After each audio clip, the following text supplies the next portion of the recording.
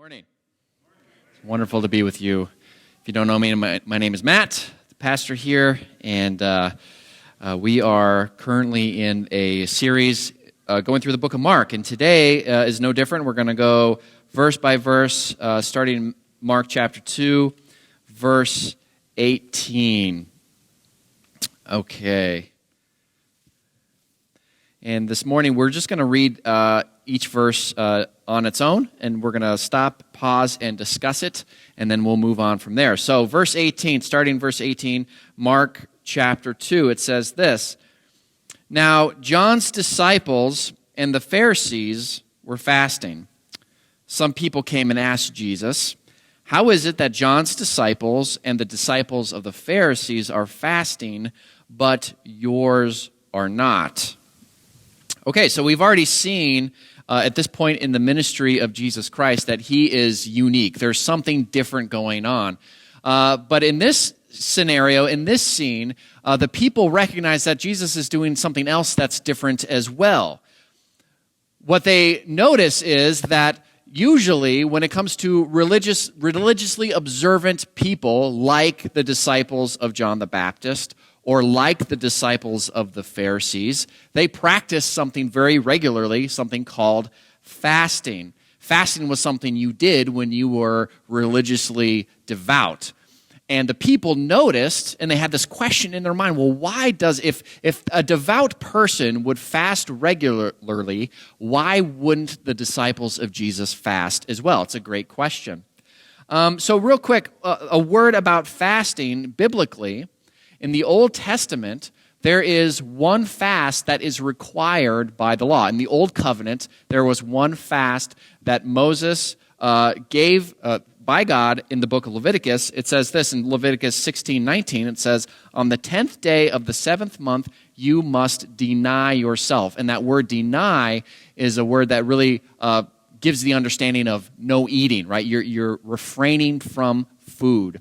So the Old Covenant talks about fasting really not very often, but it was a practice that was started with Moses and handed down. Now, during the time of Jesus, fasting had kind of shifted, and it played a much larger role in the lives of the Jewish followers than it was originally supposed to. Not that it was necessarily wrong, but they practiced fasting very regularly. So during the time of Jesus, the disciples of the Pharisees, which that's a group that we don't hear much about. The Pharisees had disciples, right? And then the disciples of John the Baptist practiced fasting twice a week. They would fast on Mondays and they would fast on Thursdays. So it was a regular part of the rhythm of their week, and it was an indication of one's religious devotion. So I want to talk just briefly about fasting in general. We're not going to stay here too long, because we've talked about it before, but fasting is what I would call a discipline. Well, not me, I'm not the only one that would call it that, that we practice to grow in maturity in our faith, in our walk with Jesus Christ. And it's a unique discipline in that it's a discipline of taking something away. I think of when I get and usually this happens in January, I get this burst of energy to want to get in shape. And I forget that I'm a dad, but dads don't really get in shape. That's not what dads are supposed to do, but I kind of feel like I should, right? One of the things I can do very easily is add stuff to my schedule, right? That's I could add weightlifting, even in certain weak moments, I feel like I could get into mixed martial arts or something. I've never done it, but it sounds cool. I feel like I could do it, right? I can add stuff to my plate very easily. But taking stuff off my plate is another story, no pun intended. Taking stuff off my plate is a lot harder to do. Because when you want to get in shape, one of the things you need to focus on is your diet. And usually that includes, you're not supposed to eat a big bowl of cereal at 11 o'clock at night, apparently. And you're supposed to do that when you're trying to, get in shape. And I'm sure most of us have kind of tried certain things. And so for me, I can work out a lot. But refraining from eating, that's a whole different ballgame. And so when it comes to fasting, particularly for us in our culture, where, if your body tells you need something or want something, then it's almost wrong to deny yourself that, right? That's kind of how our culture is with a lot of things. And so fasting really is one of those disciplines that opens our eyes to how powerful our flesh is, how powerful our body is. Food is not a sin, of course, but our bodies can lead us, our flesh can lead us in ways that can lead us down a road of sin. And so it kind of opens up our eyes to our own reality. Now, if you're if you consider yourself a, upright, religious, holy person, fast for a day, and we'll see how religious and holy you feel after that, right? It equalizes things in a way that many things do not. And so it's good for a lot of reasons, and there are a lot of reasons to fast. We see all through the Old Testament in particular, different various versions of fasting. You can very often it's in reference to mourning. If you're mourning over sin, maybe mourning over a loved one, a lost loved one. You might fast if you are seeking God for a miracle. I mean, we've seen that. I've done that myself. Or maybe you're seeking God's will and direction in your life. So fasting might play a role in that as well. Okay, so let's talk about things that fasting is not briefly, and because this is kind of important too. So the first thing that fasting is not is it's not proof, right, of your own holiness. Fasting does not prove your holiness, and actually fasting in and of itself does not make you more holy, right? It doesn't work like that. And Jesus talks about this very thing. This temptation with a spiritual discipline is to understand something that it's not, and this would be one of them.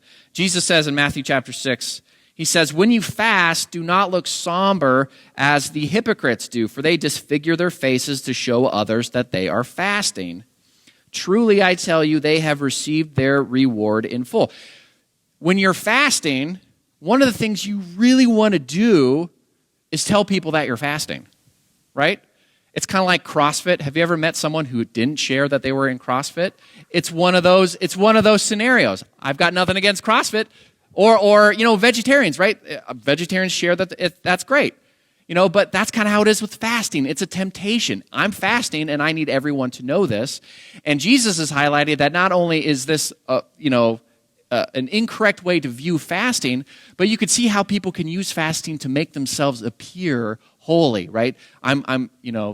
They're disheveled. They don't take care of themselves. They look, their cheeks are sunken. Jesus says, don't do that. Don't play up the fact that you are in pain. But he says, when you fast, put oil on your head and wash your face, so that it will not be obvious to others that you are fasting, but only to your Father, who sees what is done in secret. And here's what's interesting. He sees what is done in secret, and it says, and he will reward you. Now, I don't talk often about rewards. We don't highlight that very often. But Jesus is saying when you fast, do so humbly without sharing to anyone what you are doing, and God, who sees what you do in secret, will reward you. Now, the question is, what does that reward mean? Well, it means whatever God wants it to mean. It could be an eternal reward. Remember when we were kids, or at least when I was a kid, we'd say, oh, you're earning jewels for your crown. It could be something like that. Or it could be a spiritual blessing, I think more likely, in here and now. It could be both. I don't really know. God does reward you. So when we fast, privatizing our fast is very important. Now, of course, let's be realistic. We all have families. We have maybe people in our life that cook for us. It's kind of hard. I tell my wife, or, if you tell your spouse that you're fasting, your spouse might say, "Are you sick? What's wrong? Or are you angry? What happened?" You might have to say it to somebody, right? So that's okay. That's not a bad thing. But remember, it's not a measuring tool to determine your level of holiness. It's kind of like the opposite of what fasting really is supposed to be. So that's the first one. It doesn't prove your holiness. The second one is it does not force God's hand. Fasting does not force God to do what you want him to do or to respond to you really at all. And so this is a mistake I think people make at times, and I've made this mistake before, not necessarily with fasting, but in other ways, where we could put ourselves in a painful situation and we could say, all right, God, I'm miserable here. Are you going to let me keep being miserable? Are you going to respond or what? Because I'm just going to keep doing this until you respond, or until you respond in the way I want you to respond. And so in Matthew chapter 4, there's a temptation that Satan gives to Jesus. And he tells Jesus to throw himself off the building. And if he does, God's angels will come and rescue him, because God's word says God will not let anything happen to Jesus, right? And so here's the idea. Here's the temptation. If Jesus threw himself off the building, he would force God to move and to save him. And sometimes we do that with things like fasting. We put ourselves in a painful situation, say, God, where are you? I'm miserable. You're supposed to do something now. I'm going to keep punishing myself until you move. And see, that is a way of tempting God. And Jesus talks about that and how that is a sin. We're not supposed to tempt God. So that's not what fasting is. And finally, so fasting does not prove your holiness. It does not force God's hand. And it also doesn't win an argument. In other words, sometimes this can happen in churches, actually. This probably primarily happens in churches where you might have a disagreement with someone over a particular issue, and you bring out the fact that, your reason or your argument is based on the fact that you fasted, or based on the fact that I've heard it more often compared to or referenced to praying. Sometimes in church you have disagreements with people. And sometimes people say, well, I prayed about it, and so my way should be the way, right? I've seen that done a number of times. Not that you can't talk about how you pray over something or how you fasted over something, but you can't use it as an argument to bolster your own side, right? Because here's the idea behind fasting. It's supposed to be in private. And if you fast over something, how does other people knowing about your fast change anything that God is doing? Right? How does that work? It doesn't work like that. So how is me knowing that you fast change my perspective? Right? It's supposed to be in secret. And plus, you've given it to God. So it doesn't win an argument. Fasting is a humble pursuit that is done in private, and you're giving God the freedom to move in the way He determines to move. All right, so verse 19. Okay, so Jesus is asked this question, and here's how he answers. He says, Jesus answered, "How can the guests of the bridegroom fast while he is with them? They cannot, so long as they have him with them."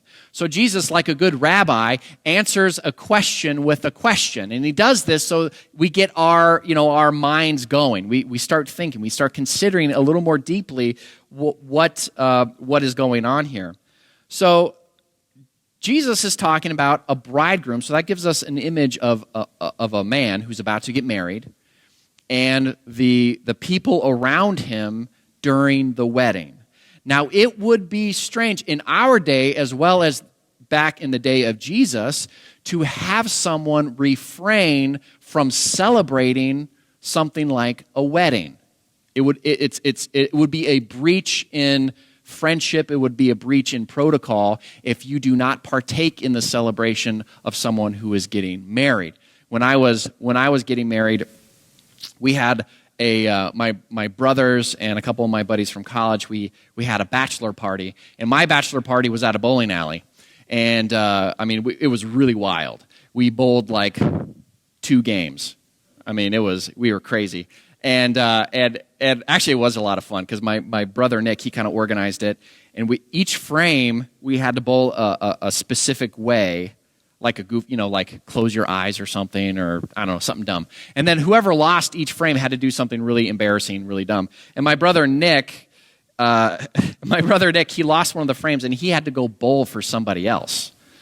And so we waited till we were about to leave, and my brother, he's trying to figure out who he's going to bowl for, like a stranger, right? So they don't know he's going to do this.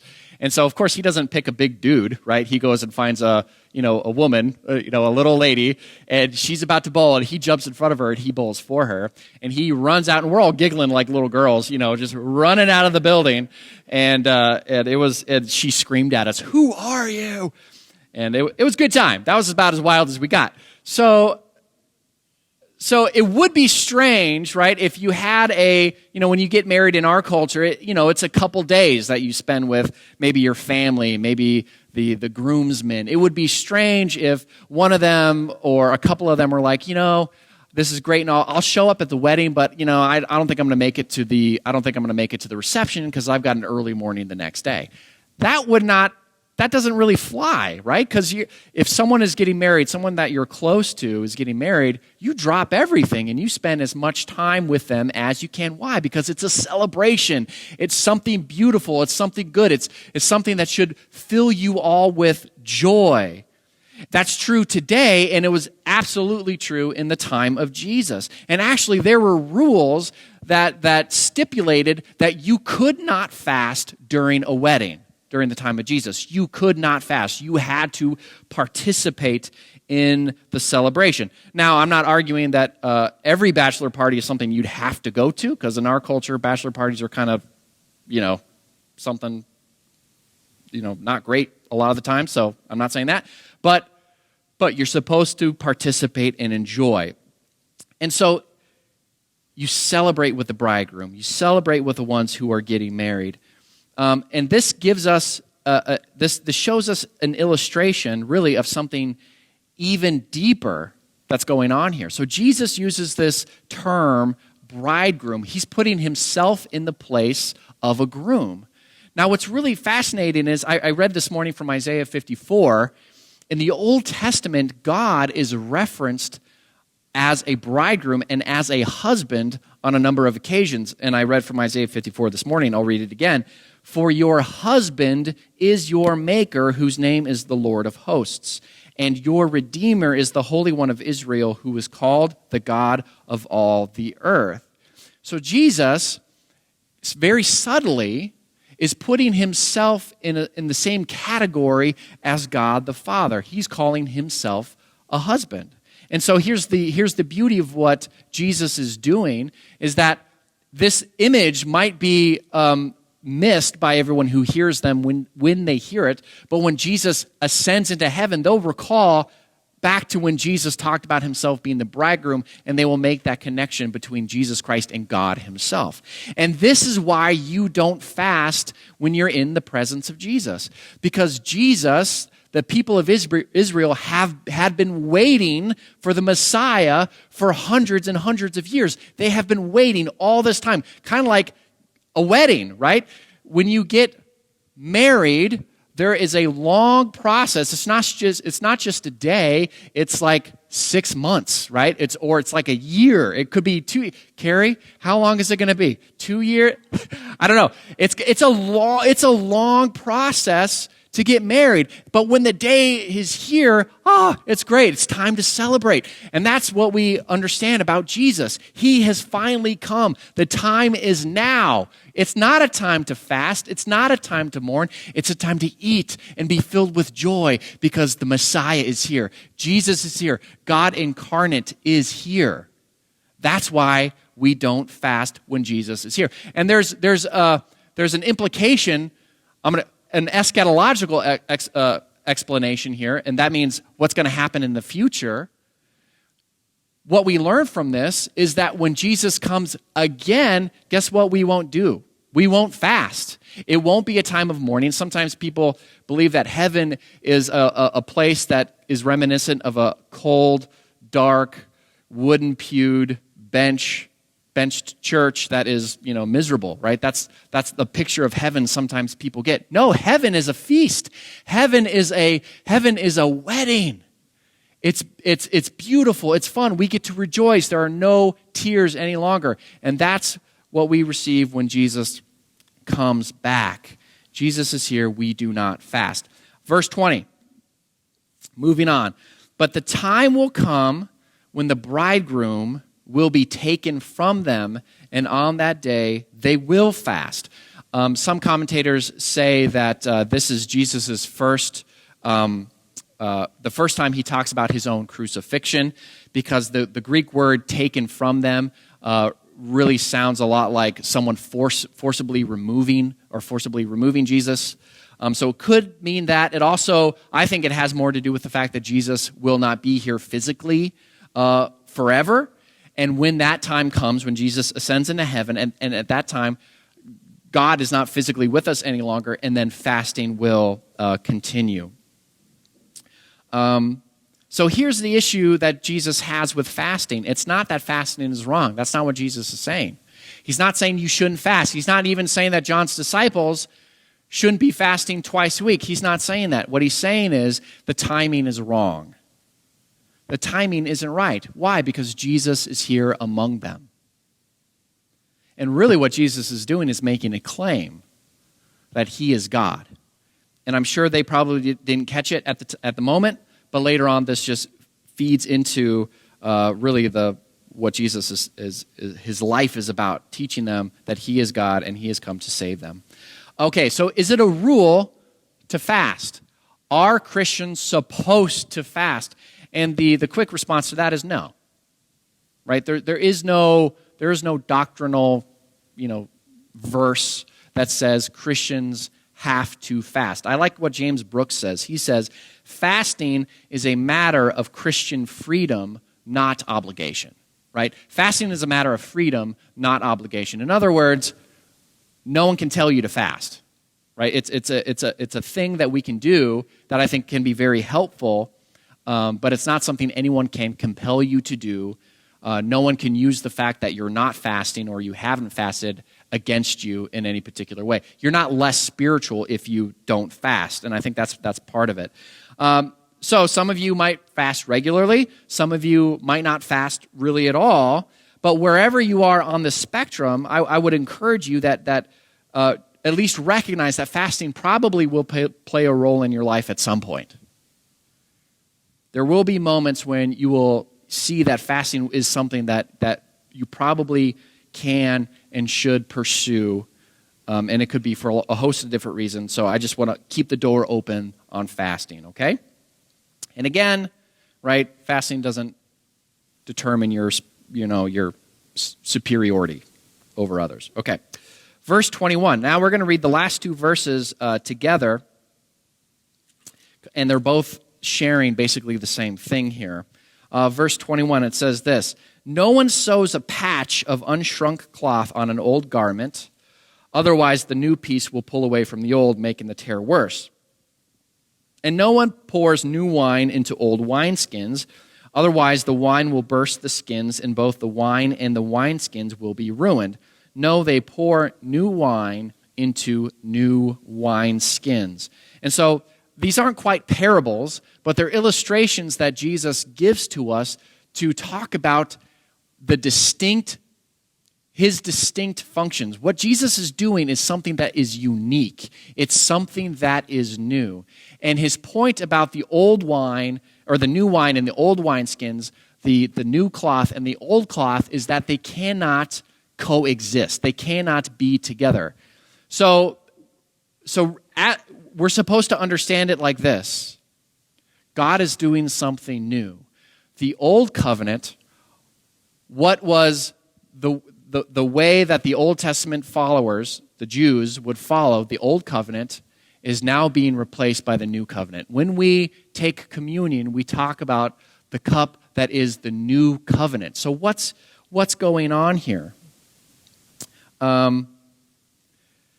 What's going on here is that the old covenant is not necessarily replaced, but the term is fulfilled. And so if you want to look into this a little bit more, I encourage you to do that. Look up fulfillment theology. Fulfillment theology is a part of covenantal theology, and the idea is this. The Old Testament law, the Torah, the food laws, the sacrificial laws, the offerings, all of those things the people of Israel are required to follow. But of course, no one in Israel could follow them perfectly until Jesus. Jesus, by coming to earth, he fulfills the requirement of the law. He's the only person that can. And so therefore, if anyone is found in Jesus Christ, you are also individuals who have fulfilled the law. So if you call Christ Lord, you have fulfilled the law by nature of your connection to Jesus Christ, because you are in Jesus. Jesus fulfilled the law, and by extension, you have fulfilled the law as well. And so in that way, as followers of Jesus, the old covenant is not something that we pursue, right? We don't have to follow the kosher laws. We don't have to follow the clothing laws. We don't have to follow many of the ceremonial things in the Old Testament that were required of the Jewish people. Now, I think I've seen at times there is a temptation for certain Christians to elevate the Old Testament in an unhealthy way. I've seen this where actually my wife and I, we were reading some posts from a Christian acquaintance of ours, and she was posting all this stuff about how true Christians are required to follow the Old Testament festivals. And we both were like, well, that's an interesting perspective, but it's an incorrect perspective. Jesus is the one that fulfills the Old Testament covenant so that we do not have to. We have a new covenant that we follow. That's what Jesus is talking about. And this new covenant is about Jesus Christ himself and our relationship to him. Let's see here. So I'll give you an example. Okay, so some folks are tempted to elevate Old Testament regulations to a place where they shouldn't be. Over Good Friday, we had Joel Erickson come, and he shared with us elements of the Passover Seder. And it's important for us to know, right? Because the Old Testament, the Passover, is the lens by which we understand Jesus. God's work didn't start on earth the day Jesus showed up. God's work has been going on all along. Right? So if we're going to understand Jesus, we have to understand his people. We have to understand what God has been doing with Israel this whole time leading up to Jesus. So we went over the Passover with Joel, and Joel highlighted the history and the importance of the Passover and how it leads us to better understand what Jesus does on Good Friday and with the Last Supper. But it would be a mistake to say that the Passover is a requirement for followers of Jesus, right? There's a big difference between those two things. You can celebrate a Passover, that's not wrong, but it's not a requirement because it's been fulfilled by Jesus Christ himself. Our requirement is to believe in Christ, call him Lord, commit our lives to him forevermore. And that's what we do. That's our calling, to love God and to love others.